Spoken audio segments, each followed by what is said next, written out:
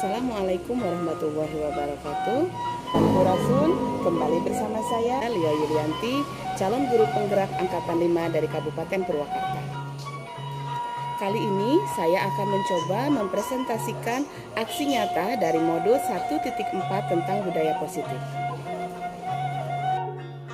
Adapun presentasi kali ini saya coba aktualisasikan dalam 2 buah video. Video yang pertama yaitu pembuatan keyakinan kelas di kelas 7B, dan video yang kedua merupakan pengimbasan budaya positif yang saya lakukan di lingkungan SMPN Negeri 2 Maniis. Selamat menyaksikan.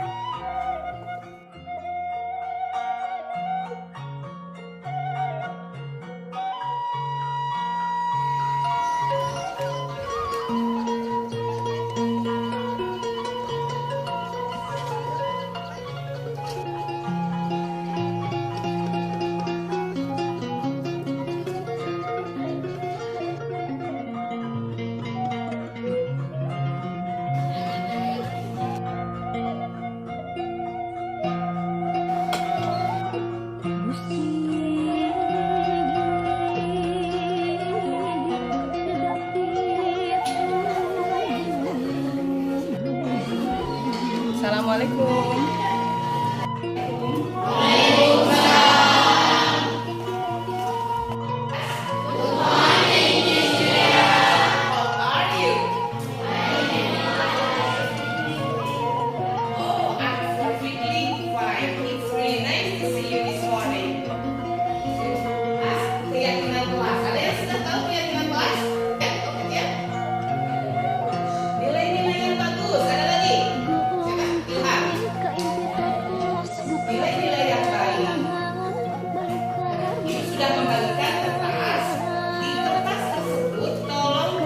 Nilai-nilai baik saja, apa saja yang ingin kalian terapkan di kelas kita, silakan tulis. Menggunakan pulpen, tulis. Nilainya apa saja yang barusan kita bahas. So, tulis.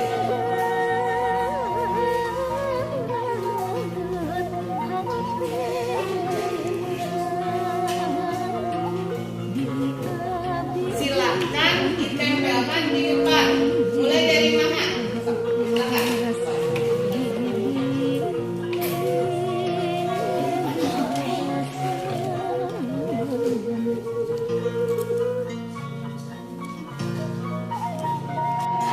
Keyakinan kelas ini kita akan buat di kanvas. Setelah itu kita akan tempel di kelas biar kita bisa membaca keyakinan yang kita sudah sepakati bersama. Oke, thank you for today. Assalamualaikum warahmatullahi wabarakatuh. Waalaikumsalam warahmatullahi wabarakatuh.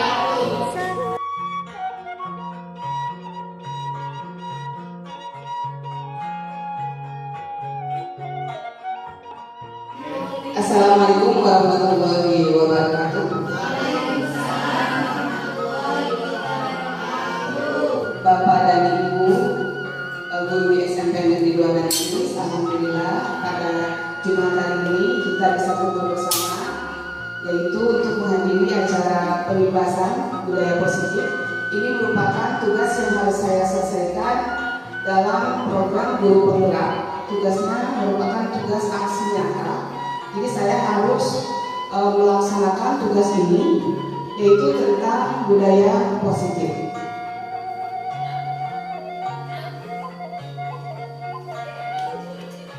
Adapun materi pembahasan hari ini, sebenarnya materinya banyak. Yang pertama, disiplin positif dan menilai kebaikan. Yang kedua, teori motivasi, hukuman, penghargaan dan restitusi. Ketiga, keyakinan kelas. Yang keempat, kebutuhan dasar manusia. Yang kelima, restitusi. 5, posisi kontrol kita sebagai guru. Yang keenam, segitiga restitusi. Sebenarnya mungkin yang ada di sini sudah pernah kita lakukan, hanya saja waktu itu kita belum mengetahui ini istilahnya apa, ya. Sekarang kita sedikit bermain Bapak dan Ibu. Anda dan teman Anda akan melakukan sebuah kegiatan. Cobalah buka. Anda adalah A, tugas Anda adalah menghafalkan salah satu tangan Anda. Coba Anda bayangkan, bahwa Anda menyimpan sesuatu yang sangat berharga di sini. Di tangan ini ada sesuatu yang berharga. Anda kepalkan tangan. Nah, tugas teman Anda, B, dia adalah merayu Anda. Merayunya bisa dengan membujuk, menghardik, mengintimidasi, gitu kan, mengancam, memarahi, menggoda, mengkritik. Bahkan dia sampai menawarkan uang. Nah, sekarang selanjutnya, apa yang akan Anda lakukan? Apakah Anda akan membukanya? Atau Anda akan tetap pada pendirian Anda? Bahwa ini tidak akan saya buka sampai kapanpun, karena ini adalah hal yang berharga bagi Anda. Silahkan dipikirkan Bapak dan Ibu, badai kumaha si kepala tangan teh. Badai kumaha kan Bu Dewi? Gak dibuka kan berharga itu. Sesuatu yang berharga tidak akan saya buka. Nah, Bu Dewi kan yang mau dibuka nggak? Dikasih uang loh, banyak satu koper uangnya. Nggak bakalan saya buka. Oke, bulan dari buka mah, nggak dibuka. Enggak, tetap saya genggam. Mau dibuka? Apa? Oh, Pak Haji mau dibuka. Alasannya kenapa, Pak? Oh, karena untuk dibagi-bagikan. Oke, sekarang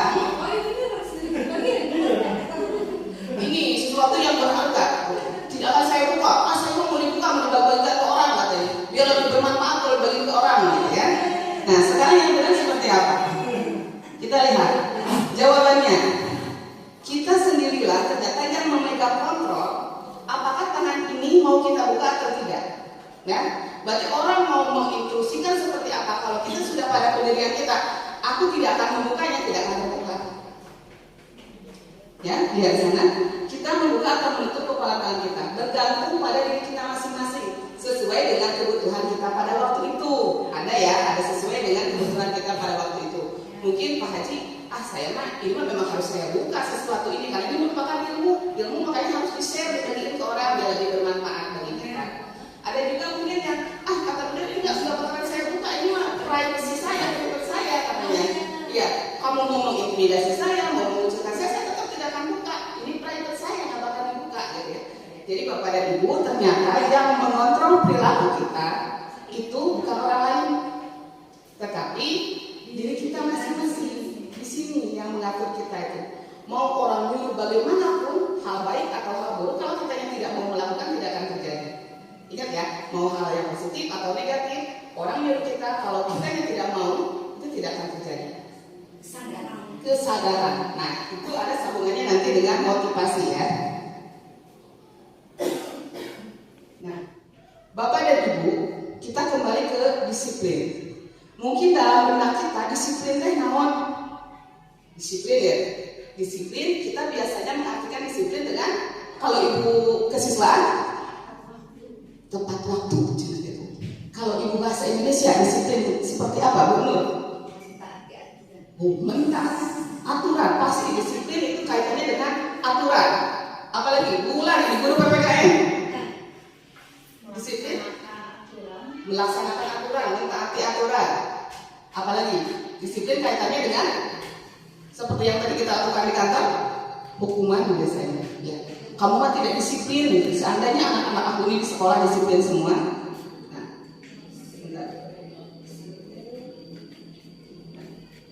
Nah, kita mendefinisikan disiplin itu memang selalu berkaitan dengan hukuman, sanksi, peraturan, tata tertib sekolah, tidak menaati, tidak patuh, gitu ya. Nah, kalau menurut Kamus Besar Bahasa Indonesia juga memang mengartikan seperti itu. Ada kaitannya antara ketaatan, peraturan, tata tertib dan sebagainya. Jadi ada dua hal kunci utama menurut Kamus Besar Bahasa Indonesia, yaitu patuh dan aturan. Mungkin patuh terhadap peraturan, gitu ya. Namun menurut Ki Hajar Dewantara, disiplin itu bersifat self disiplin. Nah, masih seperti yang tadi ya, self disiplin, disiplin diri sendiri, yaitu kita sendiri yang mewajibkan dengan sekeras-kerasnya. Kita sendiri mewajibkan dengan sekeras-kerasnya. Berarti kita menyuruh diri kita. It's the hard thing, itu yang agak-agak susah sebenarnya. Nyuruh batur mah gampang Bapak Ibu. Nyuruh diri sendiri yang susah. Ya. Tetapi itu sama saja. Jikalau kita tidak cakap melakukan self disiplin, wajiblah penguasa lain untuk mendisiplinkan kita. Kalau kita sendiri tidak disiplin, maka pasti ada penguasa lain atau orang lain yang akan mendisiplinkan kita. Ya. Kumaha cenah eta teh Ibu? Nah, dari definisi tadi Ki Hajar Dewantara, kita dapat ambil kesimpulan bahwa untuk mencapai kemerdekaan dalam konteks pendidikan kita saat ini, ya kurikulum merdeka, untuk menciptakan murid yang merdeka, syarat utamanya harus ada disiplin yang kuat. Disiplin itu yang dimaksud adalah memiliki motivasi internal seperti tadi, berarti self disiplin, disiplin diri sendiri.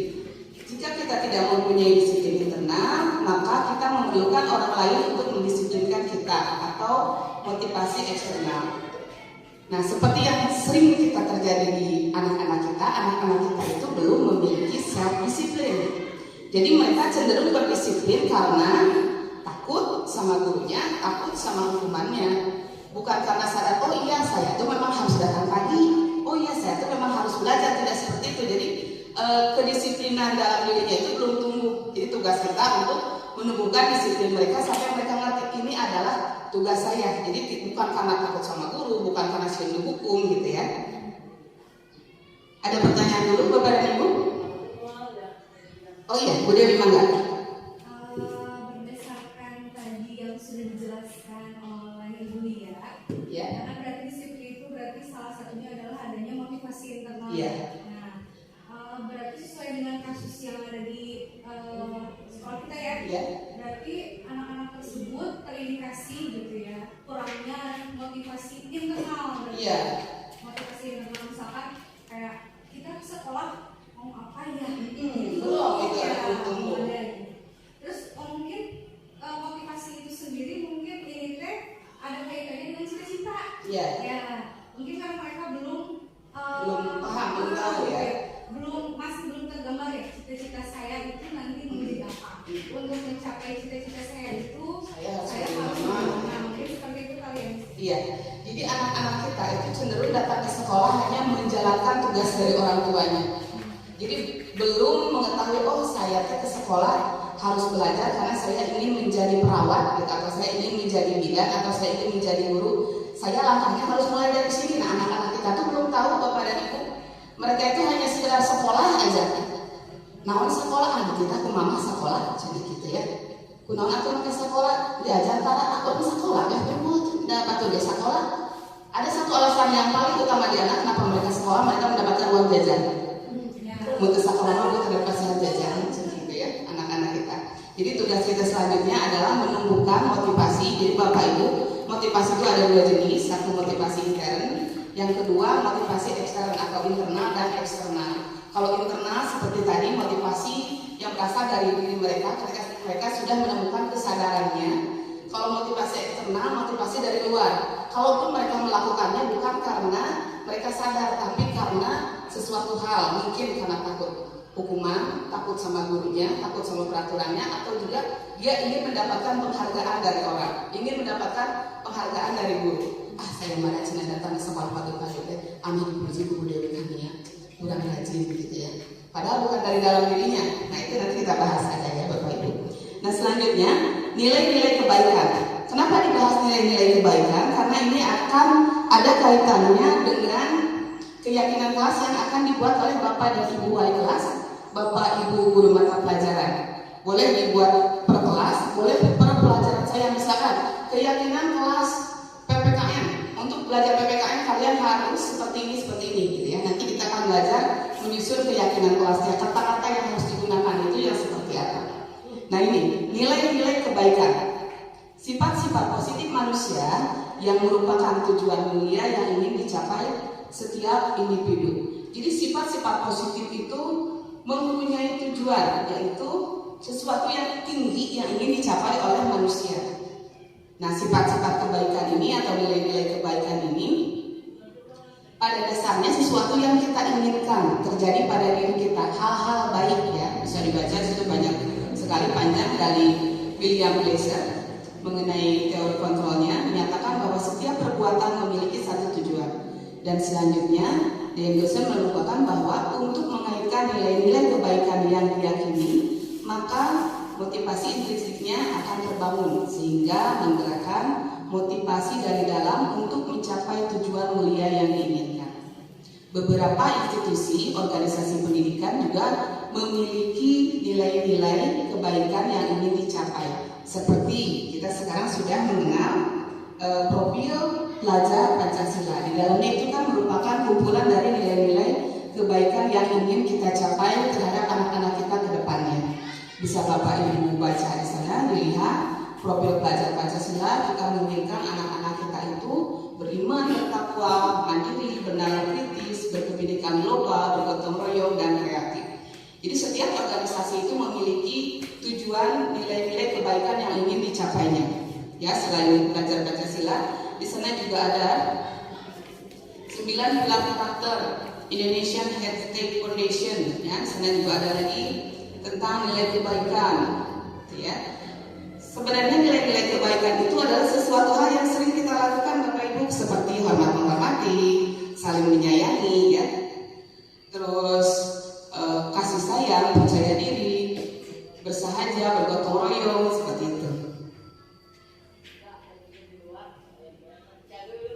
Nah, kita sekarang ke teori motivasi. Mengenai nilai-nilai kebaikan, ada pertanyaan? Gampang ya, untuk agama juga kan itu isinya nilai-nilai kebaikan. Nilai-nilai kebaikan kita harus baik, kita harus saling mengasihi, menghormati, dan sebagainya sesama umat manusia. Nah, itu yang akan kita buat di kelas 7 untuk saat ini. Di kelas 7 kita akan membuat keyakinan kelasnya. Oke, teori motivasi. Kita baca dulu ya Bapak Ibu. Ini bukan menyindir, ini dari sananya seperti itu. Bukan aku yang buat. Mari kita tanyakan kepada diri sendiri. Bagaimana kita berperilaku? Mengapa kita melakukan segala sesuatu? Apakah kita melakukan sesuatu karena adanya dorongan dari lingkungan atau adanya dorongan dari yang lain? Terkadang kita melakukan sesuatu karena kita menghindari rasa sakit atau ketidaknyamanan. Terkadang kita juga melakukan sesuatu untuk mendapatkan apa yang kita mau. Bagaimana menurut Bapak Ibu? Pernahkah Bapak Ibu melakukan sesuatu untuk mendapat senyuman dari orang lain? Untuk mendapatkan hadiah atau untuk mendapatkan uang? Apa yang kira-kira orang lakukan dalam melakukan sesuatu? Jadi ternyata Bapak Ibu dalam melakukan sesuatu itu kita ada tujuannya. Mungkin Bulia datang ke sekolah pagi-pagi, hayang kan nilai itu kepala sekolah misalkan. Nah itu berarti motivasi apa itu? Eksternal atau ekstern motivasinya. Kalau misalkan kita datang ke sekolah karena memang saya kangen sama anak-anak saya ingin memberikan yang terbaik buat anak-anak saya, bukan karena penghargaan, bukan karena penilaian dari orang. I just do it by myself, gitu kan? Ini namanya kiwe, gitu ya. Nah, berarti itu mah dia sudah mempunyai motivasi internal, self discipline. Mari kita temukan self discipline. Oke. Selanjutnya Bapak dan Ibu, Dean Gossett dalam bukunya Structuring School Discipline tentang disiplin sekolah mengatakan ada 3 motivasi perilaku manusia. Ini masih dengan yang tadi ya. Cuma di sini tidak disebutkan eksternal internalnya, dia hanya menyebutkan yang pertama untuk menghindari ketidaknyamanan atau hukuman. Orang melakukan sesuatu itu untuk menghindari ketidaknyamanan atau hukuman. Kalau anak masih dihukum guru, makanya aku datang sekolah pagi, makanya aku nurut sama guru dan sini dihukum. Kebanyakan seperti itu. Yang kedua, untuk mendapatkan imbalan atau penghargaan dari orang lain. Amin dipuji bukannya, amin bukannya nyanyi ke aku. Ya. Jadi pengen mendapatkan penghargaan. Siapa tahu nanti ada sertifikat anak yang paling datang pagi, gitu. Atau guru yang paling datang pagi, gitu. Yang dia bilang itu ternyata itu penghargaannya. Dan yang ketiga, untuk menjadi orang yang mereka inginkan dan menghargai diri sendiri dengan nilai-nilai yang mereka percayai. Berarti Bapak dan Ibu, poin 1 dan 2 itu termasuk eksternal, ada di pihak luar karena ada sesuatu yang ingin kita kejar.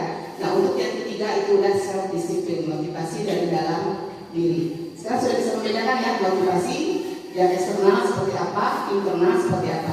Sekarang silahkan menanyakan kepada Bapak Ibu dirinya masing-masing, saya berada di posisi mana disiplinnya? Yang ketiga. Tangan dong. Kameramen minta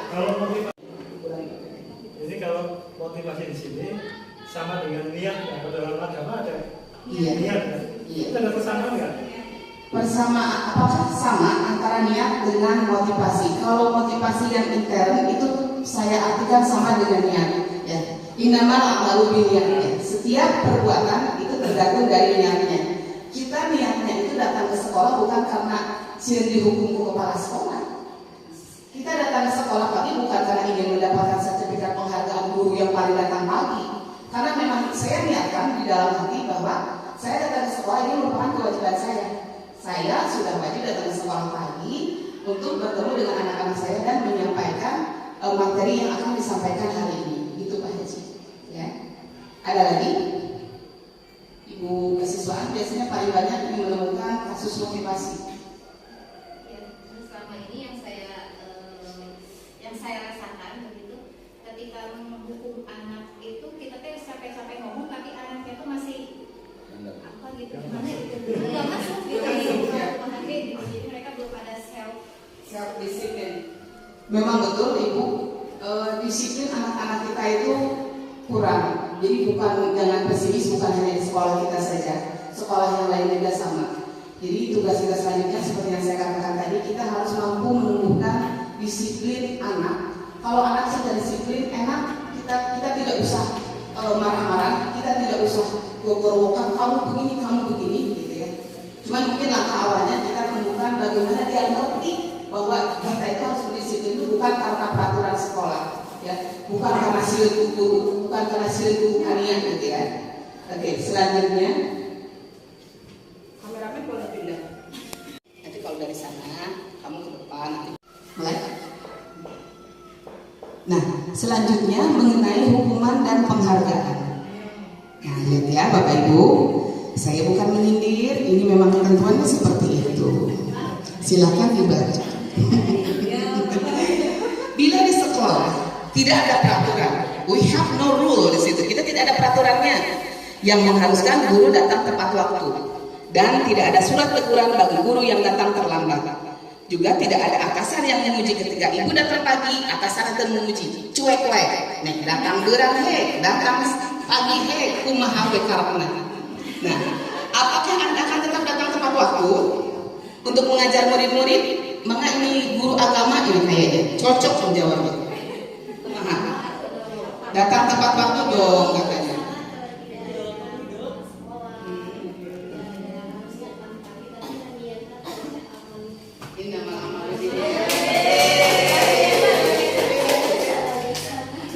Nah, yang bertanya siapa ini? Guru PPKN ya?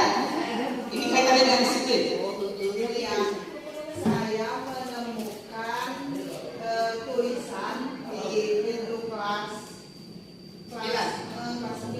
8 itu, guru yang terlambat dilarang masuk. Oke.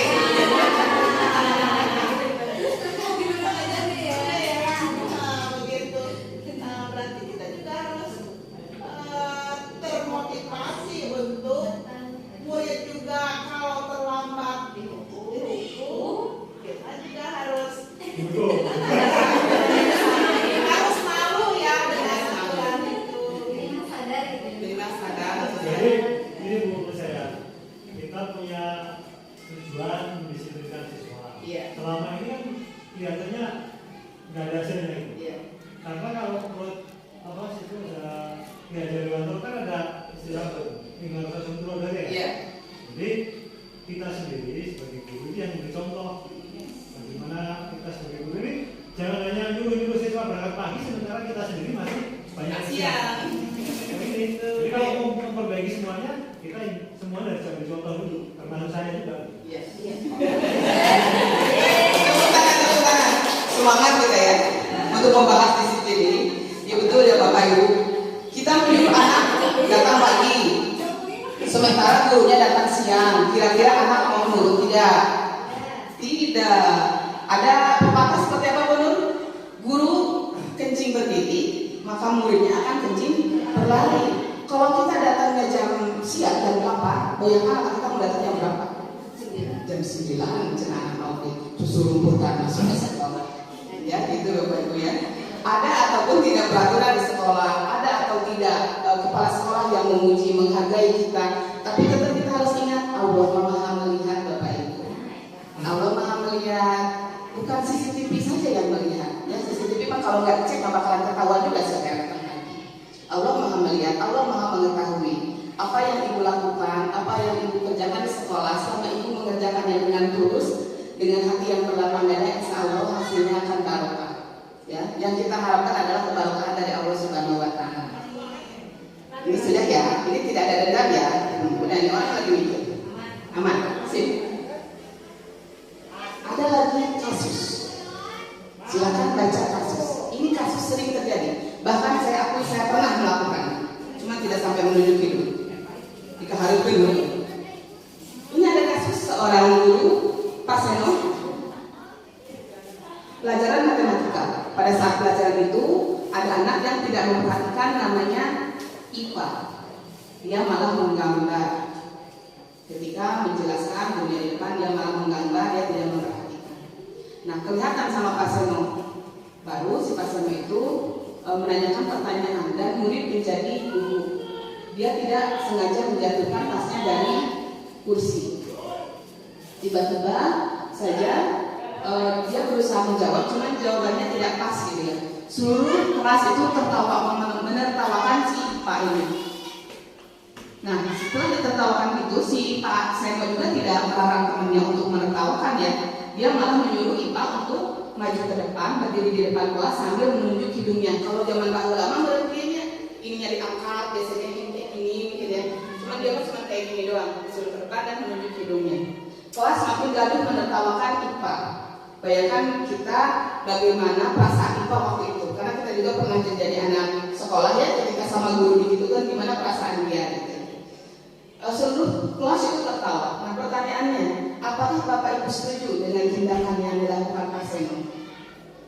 Ada anak yang tidak memperhatikan kelas, terus anaknya diketawain sama teman-temannya, ditambah lagi sama gurunya disuruh ke depan. Setuju nggak dengan itu dan muridnya?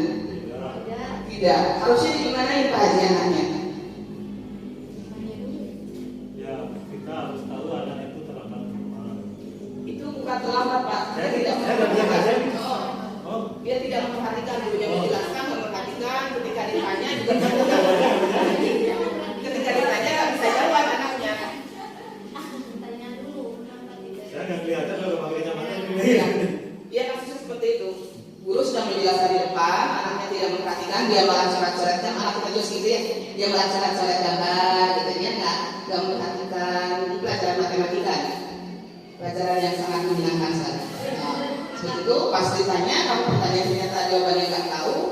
Terus itu dia juga saking gugupnya, pasnya sampai jatuh, diketawain temennya, sama gurunya disuruh ke depan lagi. Yang cocok menjawab tadi guru matematikanya nih. Wow, guru matematikanya mangga itu kejadian sering Bu, yang seperti ini.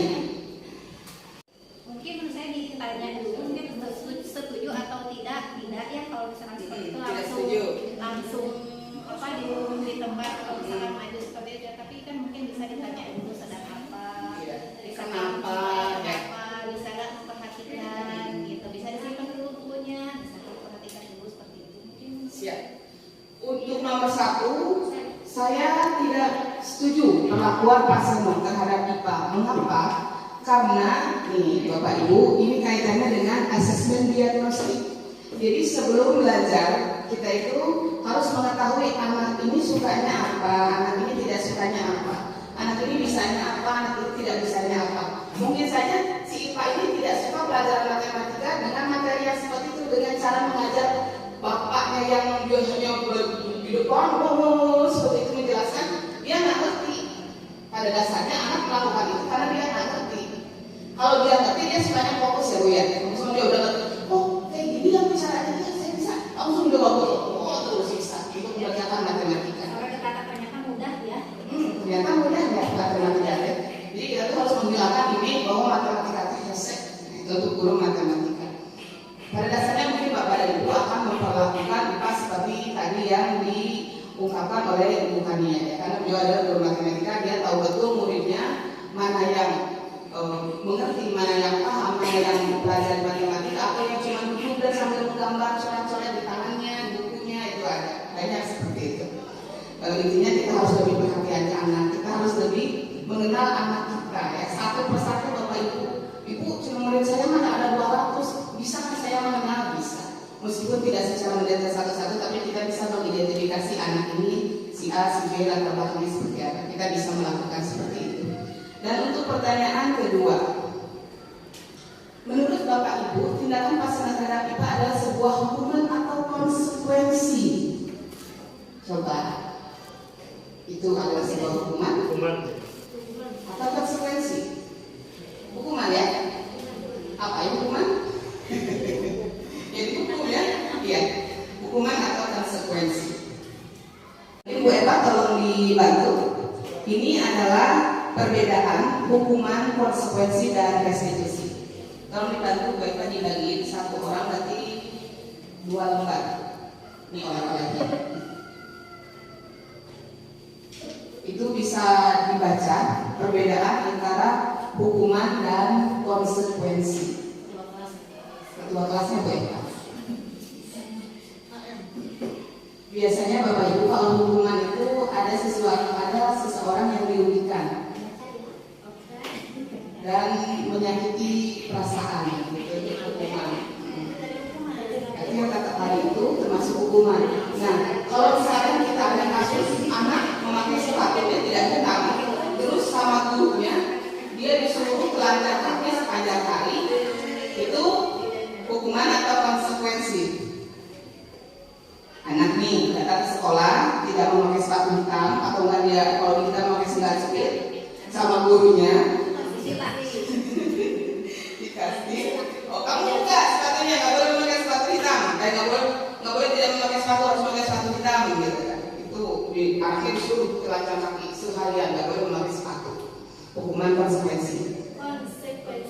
Konsekuensi. Kenapa konsekuensi? Kan sudah aturan memakai sepatu hitam dan anak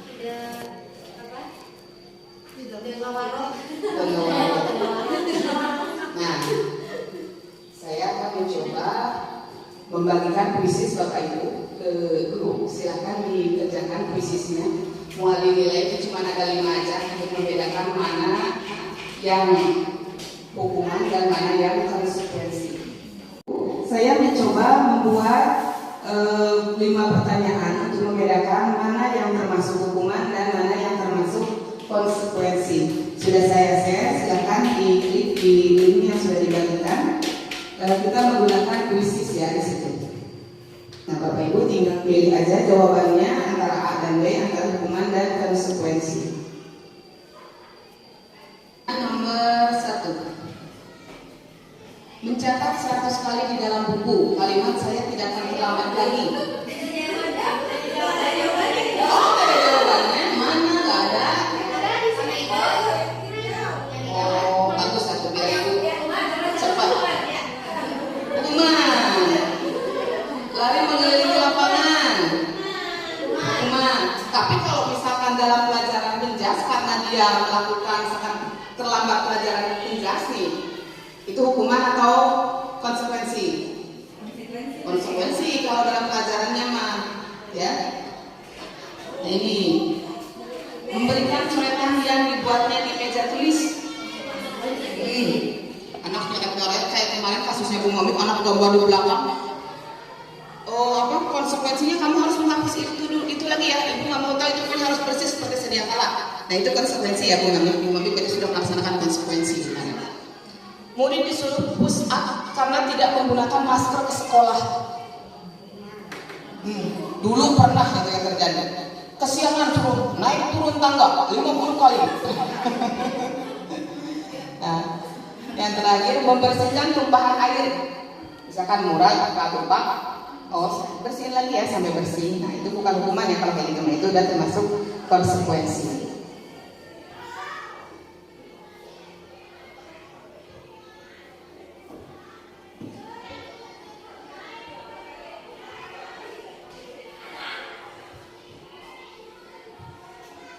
Nah, ini bisa dilihat pengertian hukuman, pengertian konsekuensi, dan pengertian restitusi. Kalau hukuman sama konsekuensi itu mah kita sudah hafal lah ya seperti itu.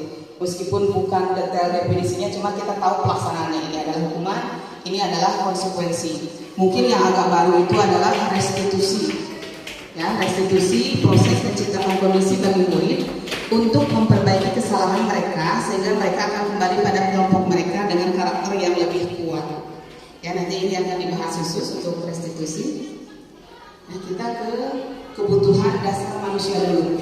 Sebelum kita membahas restitusi secara mendalam, kita harus belajar apa sih yang dibutuhkan oleh manusia itu sebenarnya. Karena anak-anak kita di kelas 7, 8, 9 itu ada yang juga manusia, mereka juga manusia ya. Kita harus tahu kebutuhan mereka itu seperti apa. Sama kita juga ya. Nah, kebutuhan dasar manusia itu ada 5. Yang pertama survival, yaitu kebutuhan untuk bertahan hidup. Mungkin di dalamnya adalah mereka butuh makan, mereka butuh minum, sama seperti manusia.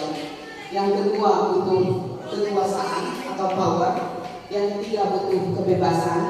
Yang keempat butuh kesenangan. Yang kelima butuh cinta kasih atau kasih sayang. Nah, contohnya biar lebih cepat memahami, Bapak Ibu, ketika ada anak kita itu di dalam kelas, mereka biasanya ada yang caper atau cari perhatian. Dia nggak mau diam, dia ingin diperhatikan sama gurunya sampai dia segala macam diungkapkan gitu. Nah, itu menurut Bapak Ibu dia kekurangan kebutuhan apa itu? Belonging ya, kebutuhan kasih sayang. Karena begini Bapak dan Ibu, ketika kita sebagai manusia kebutuhan dasarnya tidak terpenuhi, maka akan terjadi sebuah perbuatan yang negatif. Benar tidak? Ini kita butuh survival atau untuk kebutuhan dasar kita makan. Itu tidak terpenuhi, maka akan terjadi sebuah kejahatan. Benarkah seperti itu? Akan terjadi pencurian Bapak Ibu. Apapun dilakukan karena dia memang kebutuhan dasarnya untuk survival. Saya memang harus bertahan, saya harus hidup. Makanya terjadi sebuah kegiatan yang negatif. Terus contohnya Bu, kalau misalkan kesenangan dalam belajar, misalkan contoh dalam belajar bahasa Inggris, saya menyajikannya tidak menyenangkan bagi anak. Saya hanya dengan fokus dengan materi kalian harus sampai, materi harus sampai, anak harus bisa. Saya tidak mempertimbangkan anak ini senang atau tidak ya. Itu pasti ada anak yang dia mencari kesenangan sendiri, entahlah dia main pulpen, entahlah dia tertekan gitu ya, entahlah dia lagi kemana-mana gitu pikirannya. Itu karena kebutuhan dia kesenangannya nggak ada. Makanya dia menunjukkan, aku nggak senang pelajaran ini, aku nggak senang ibu ngajar seperti itu, aku nggak senang ibu cuma bicara sendiri di depan, itu kok tidak perhatikan saya. Nah, seperti itu ya Bapak Ibu ya. Jadi kata kuncinya, ketika kebutuhan dasar ini yang 5 ini tidak terpenuhi, maka akan terjadi sebuah perbuatan negatif. Ada pertanyaan? Mungkin ada contoh kasus?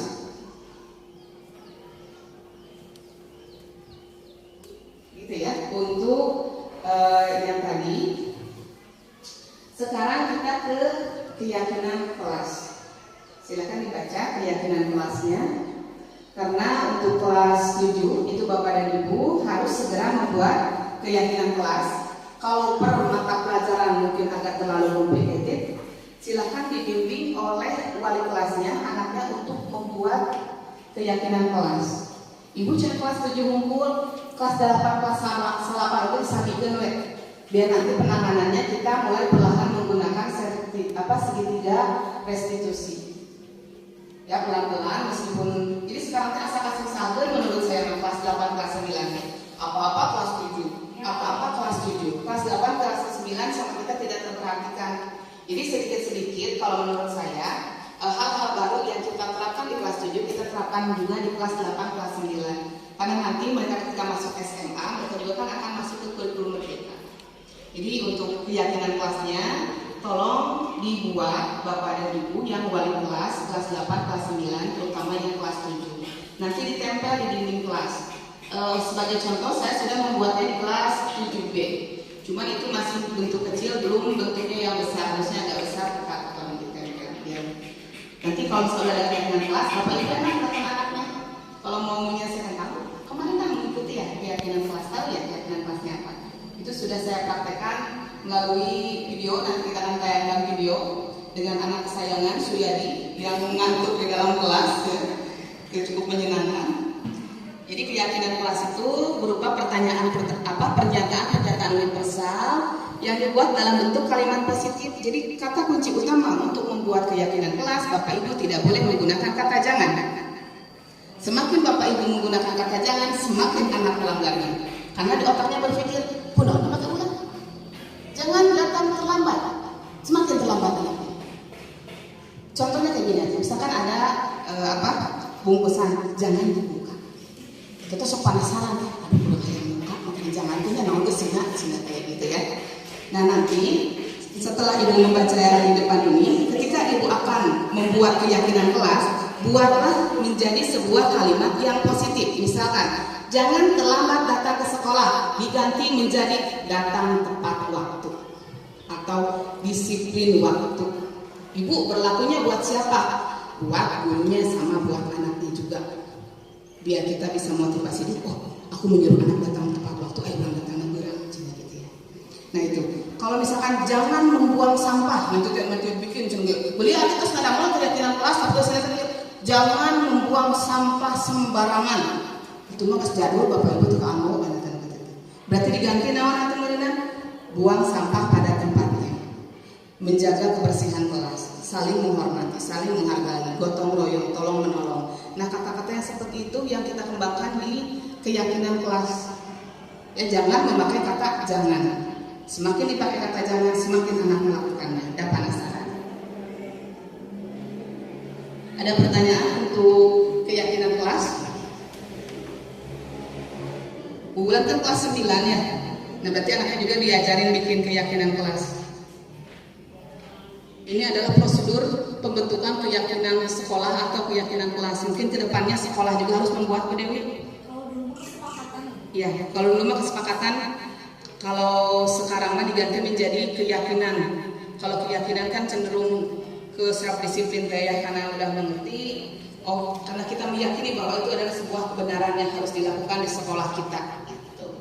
Ini prosedurnya bisa dibaca di situ nomor 5. Kalimat negatif jangan berlari di kelas atau koridor. Nah, kalau positifnya berjalannya di kelas atau koridor. Jadi tidak boleh menggunakan kata jangan. Salah satu peraturan yang harus kita buat ketika membuat keyakinan kelas, tidak boleh menggunakan kata jangan. Ini nanti bisa di-share Bapak Ibu. Nah, 5 posisi kontrol guru. Bapak dan Ibu berada di mana nih? Kalau saya biasanya berada di posisi teman. Tapi ternyata posisi teman juga bukan posisi aman Bapak dan Ibu. Kurang bagus juga posisi temannya.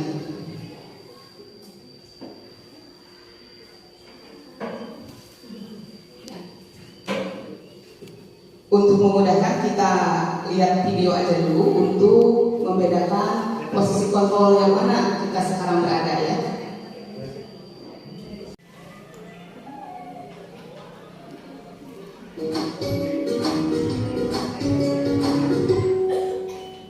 Salam bahagia Ibu dan Bapak guru hebat. Dalam penerapan disiplin positif restitusi, salah satu program yang dikembangkan adalah 5 posisi kontrol. 5 posisi kontrol dalam restitusi adalah proses perjalanan seorang pendidik agar dapat mengenali dirinya. Pada video kali ini, kita akan membahas tentang 5 posisi kontrol yang dikembangkan oleh Diane Dawson dan contoh penerapannya. Ini contohnya ya Bapak Ibu dalam bentuk video. Kita bisa membedakan 5 posisi kontrol itu adalah 1. Posisi penghukum, 2. Posisi pembuat merasa bersalah, 3. Posisi teman, 4. Posisi pemantau atau monitor, dan 5. Posisi manajer. Untuk lebih memahami kelima posisi tersebut, mari kita saksikan kasus Naren yang terlambat hadir 20 menit di sekolah dan melihat bagaimana kelima posisi kontrol dalam menghadapi masalah tersebut.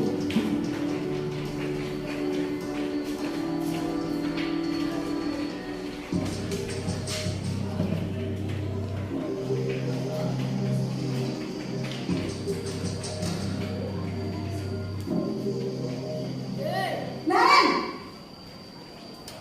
sini kamu.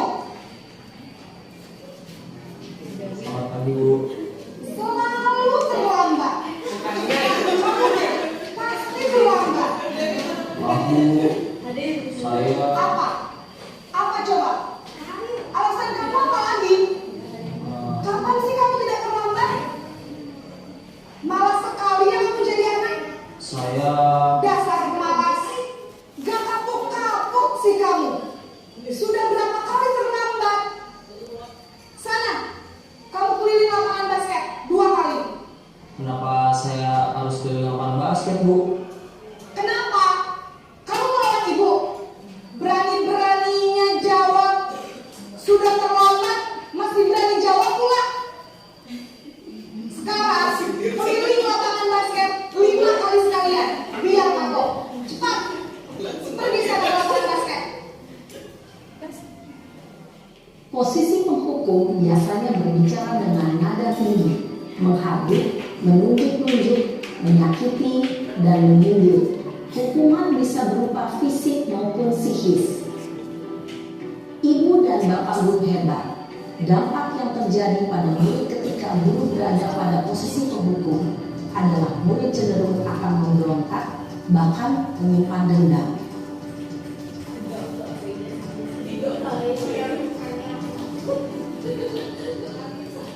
Siapa nih yang mau si Naren nih?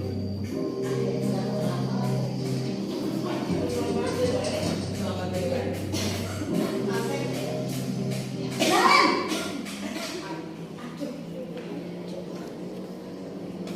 Selamat pagi, Bu.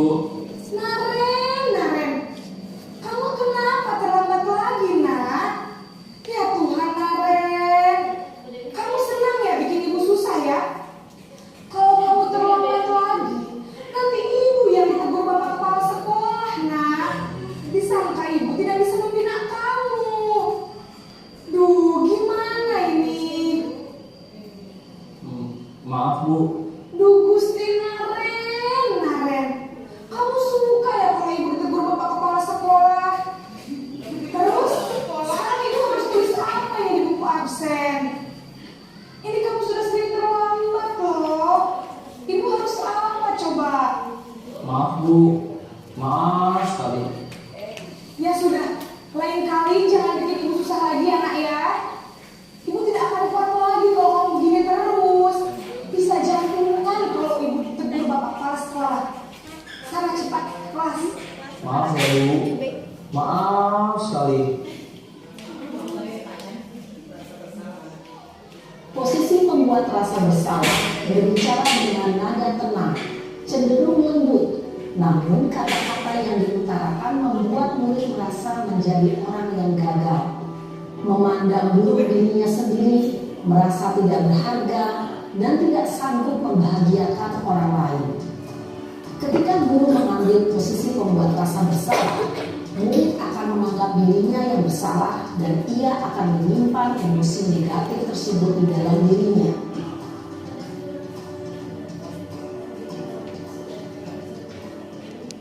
Ini posisi teman.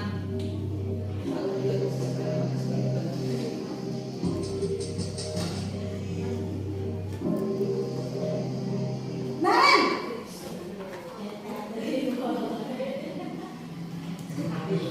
Selamat pagi, Bu. Wah, sudah jam berapa ini nak? Terlambat lagi ya sayang. Iya, Bu. Habis ibu saya lupa bangunkan saya, Bu. Kamu malah menyalahkan ibu kamu. Kamu bukannya anak yang larinya paling kencang. Kok terlambat sih? Iya, Bu. Saya memang terlambat bangun tadi.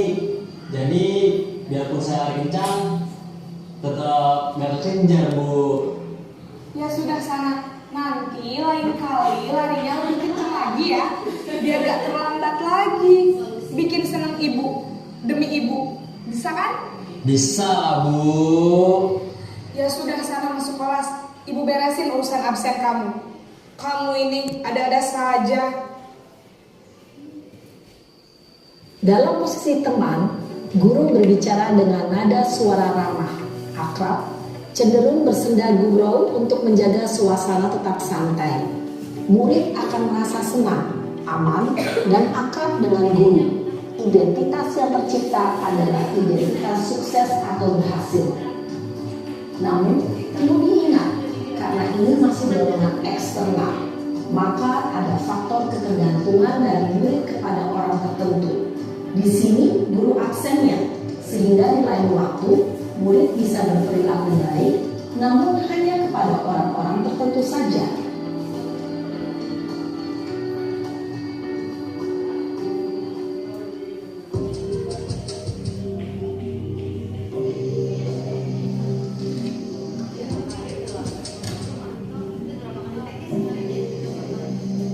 Naren,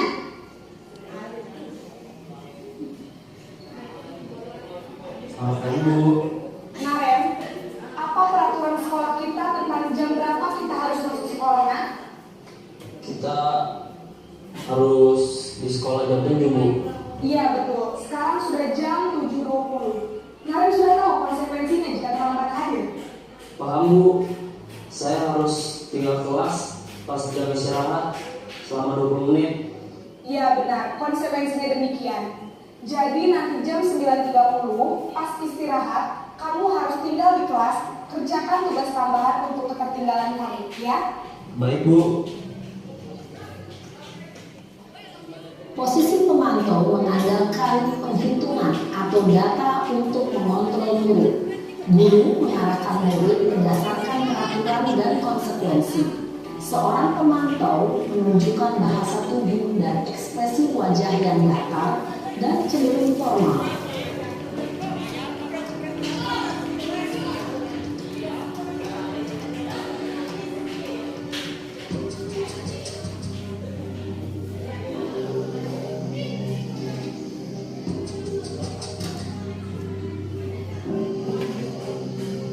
Naren!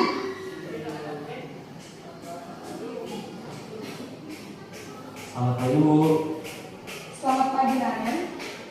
Maaf Bu, saya terlambat. Iya, sekolah masuknya jam 7, sekarang sudah jam 7.20. Jadi sekarang bagaimana ini Naren? Maaf Bu, saya lupa setel alarm saya semalam. Baiklah, menurut kamu, keyakinan sekolah yang mana yang perlu kamu tingkatkan? Menghargai diri sendiri dan orang lain mungkin ya Bu. Setuju. Jadi, apakah Naren meyakini prinsip saling menghormati tersebut? Iya Bu, saya meyakininya. Apakah Naren bersedia memperbaiki masalah keterlambatan ini? Bersedia Bu. Bagaimana kamu akan memperbaiki masalah keterlambatan ini? Saya akan coba untuk tidak lupa menyetel alarm saya Bu. Baik, kalau Naren lupa menyetel alarm di rumah, ada orang yang kira-kira bisa bantu mengingatkan tidak? Ada Bu, kata saya, Kak Emma. Ada lagi selain Kak Emma? Selain Kak Emma, ada ibu saya. Baik, jadi yang mengingatkan Naren adalah Kak Emma dan ibu kamu ya? Kira-kira akan mulai setel alarm kapan nih Naren? Setelah pulang sekolah, akan segera saya lakukan. Baik, jadi Naren akan setel alarm untuk bangun besok pagi dan akan diingatkan oleh kakak dan ibunda Naren ya. Ada lagi yang mungkin perlu dilakukan Naren agar tidak terlambat bangun lagi. Tidak ada Bu. Baik Naren, terima kasih untuk kerjasama kamu. Sekarang kamu perlu kembali ke kelas untuk belajar. Baik Bu, terima kasih. Posisi manajer adalah posisi kontrol yang disarankan untuk membimbing murid memiliki sikap disiplin yang positif, yaitu murid yang mandiri, bertanggung jawab, dan dapat memecahkan masalah. Tujuan dari posisi ini adalah agar murid dapat berefleksi atas tindakannya. Guru akan dengan tulus memberikan pertanyaan-pertanyaan bermakna, sehingga membuat murid dapat belajar dari kesalahannya dan mencari sebuah solusi untuk menyelesaikannya. Ibu dan Bapak guru hebat, setelah mengamati adegan kelima posisi kontrol tadi, kira-kira posisi mana yang paling ideal? Posisi mana yang dapat menunjang motivasi intrinsik murid? Ya, tentu posisi manajer. Posisi ini memang posisi ideal yang ingin dituju setiap pendidik. Pada posisi inilah, guru dapat menerapkan disiplin positif yang berpihak pada murid, yang memerdekakan murid. Perjalanan seorang pendidik tentunya tidak mudah untuk sampai pada posisi seorang manajer. Namun, tujuan kita pasti, yaitu menciptakan murid-murid yang mandiri, merdeka, dan bertanggung jawab. Semoga penggambaran 5 posisi kontrol yang telah diperlihatkan ini begitu ya Bapak Ibu, 5 posisi kontrol. Kira-kira kita berada di mana nih sekarang? Kita berada di posisi kadang merasa bersalah, pernah dilakukan nggak? Oh saya pernah, kamu itu kalau yang udah capek lu naik turun kamu gini gitu, itu merasa bersalah. Kita cenderung ke ini ya, menghukum. Nah, saya juga pernah memposisikan diri sebagai teman. Jadi kita lebih dekat dengan anak, saya pikir itu lebih bagus. Ternyata ketika kita lebih dekat dengan anak bukannya tambah sadar gitu, ternyata dia malah beres sih mau bakal kau orang ternyata posisi yang paling baik itu apa tadi katanya manajer ya. Cuman perlu usaha lebih, perlu pengetahuan lebih gitu untuk bisa berada di posisi manajer gitu ya. Tapi perlahan-lahan kita akan bisa melakukan posisi manajer ini. Kita langsung saja ke segitiga restitusi. Segitiga restitusi ini merupakan langkah-langkah yang seharusnya kita lakukan dalam menyelesaikan masalah anak. Ada 3 langkah, makanya disebut segitiga. Langkah pertama, menstabilkan identitas anak. Yang kedua, validasi tindakan yang salah. Yang ketiga, menanyakan keyakinan. Gampangnya Bapak Ibu menonton video saja, ini dilakukan oleh murid Bapak Ibu juga. Jadi dia mencoba memvisualkan kegiatan segitiga restitusi.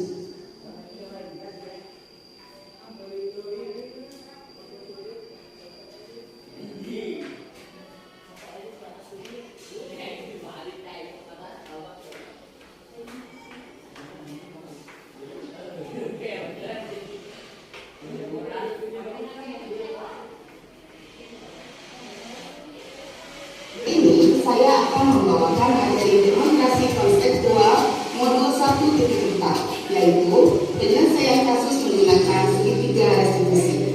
Selamat menikmati. Baiklah Bapak dan Ibu, sebelum kita menyaksikan video kasus, alangkah baiknya kita mengulang kembali definisi dari restitusi tersebut. Restitusi menurut Johnson dapat diartikan sebagai proses menciptakan kondisi bagi murid untuk memperbaiki kesalahan mereka sehingga mereka bisa kembali pada kelompok mereka dengan karakter yang lebih kuat. Adapun tahapan segitiga restitusi ada 3. Yang pertama, menstabilkan identitas. Nah, di sini kita bisa menggunakan kalimat seperti setiap orang pernah mengalami kesalahan atau pernah melakukan kesalahan. Kamu bukan satu-satunya orang yang melakukan kesalahan seperti ini. Nah, langkah yang kedua adalah validasi tindakan yang salah. Di sini kita bisa menanyakan alasan kenapa anak tersebut melakukan kesalahannya. Langkah yang ketiga yaitu menanyakan keyakinan. Pada langkah yang ketiga ini kita bisa menanyakan kembali kepada anak mengenai nilai-nilai keyakinan kelas yang sudah kita sepakati sebelumnya. Selanjutnya saya akan mengilustrasikannya dalam sebuah video kasus. Kasus yang pertama, Suyadi ketiduran di kelas bahasa Inggris. Skenario kasus 1. Pada hari itu di kelas bahasa Inggris, guru sedang menjelaskan materi UAM. Saat guru sedang asik menjelaskan, tiba-tiba ada suara menguap dari dalam. Sebentar saja semua orang menengok ke arah suara itu. Ternyata suara itu berasal dari Suyadi. Awalnya guru mengingatkan Suyadi untuk melakukan hal itu. Dan kalau misalkan dia ngantuk, silakan cuci mukanya dahulu. Lalu kelas dilanjutkan kembali. Namun pada saat akan mengerjakan latihan, Suyadi malah tertidur di atas mejanya. Kemudian setelah selesai pembelajaran, guru mengajak Suyadi untuk berbicara di luar kelas. Inilah video, selamat menyaksikan.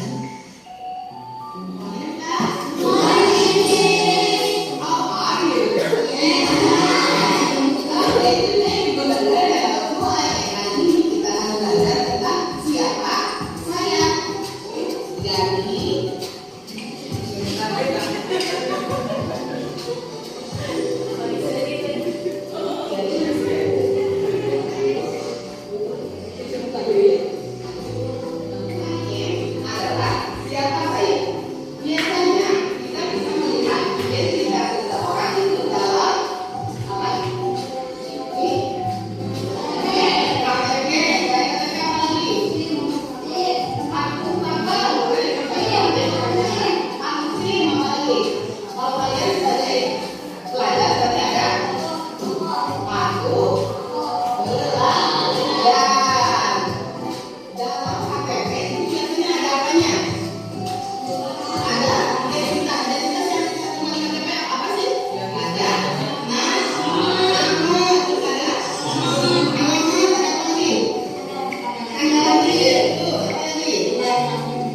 Jenis kelamin. Apa lagi? Jenis kelamin. Status. Agama juga ada. Satu pernikahan, single juga ada dan sebagainya.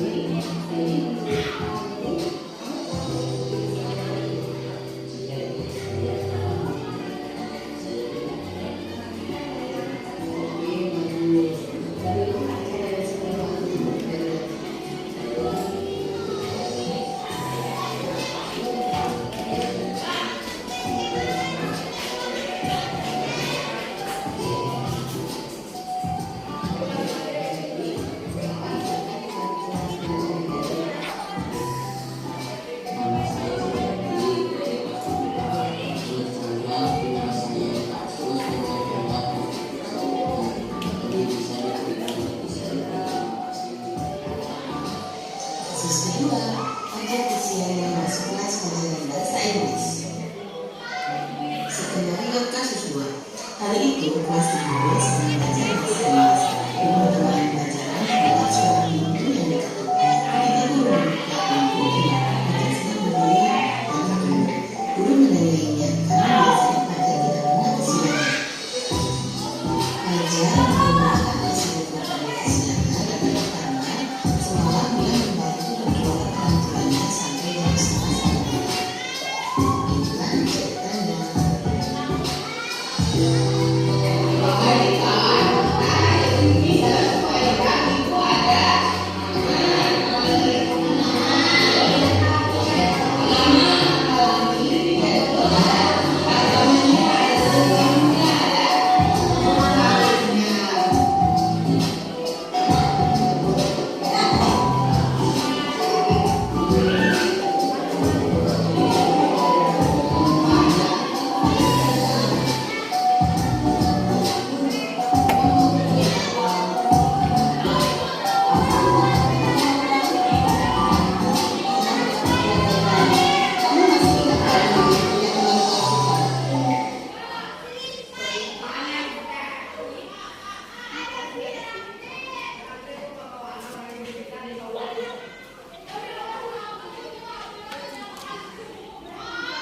Nah begitu Bapak Ibu, untuk segitiga institusi ada 3 tahapan.